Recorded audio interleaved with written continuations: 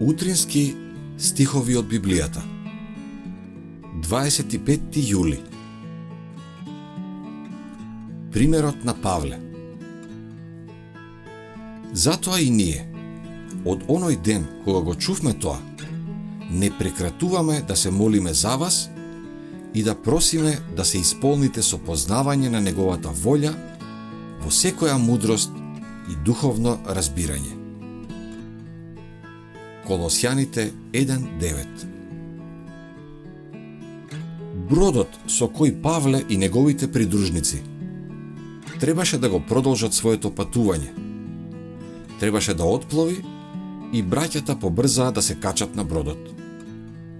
Сепак, самиот апостол одлучи да го избере поблискиот пат по копно помеѓу Троада и Асос, среќавајќи ги своите придружници во вториот град.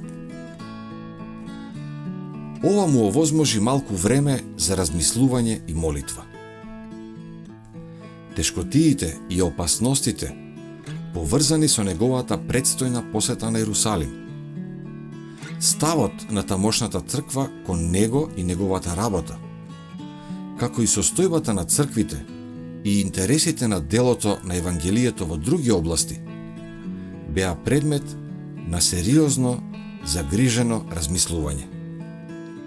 И тој ја искористи оваа посебна можност да го бара Бога за сила и водство. Молете се во својата тајна соба. И додека ја извршувате вашата секојдневна работа, нека вашето срце често се воздига кон Бога. Тоа беше начинот на кој Енох одеше со Бога. Овие нечујни молитви се издигаат како скапоцен темјан пред престолот на благодатта.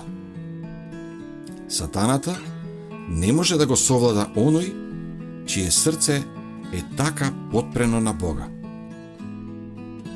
Не постои време, ниту место, каде што е несоодветно да се упати молба кон Бога. Не постои ништо што може да не спречи да го воздигнеме нашето срце во духот на искрена молитва.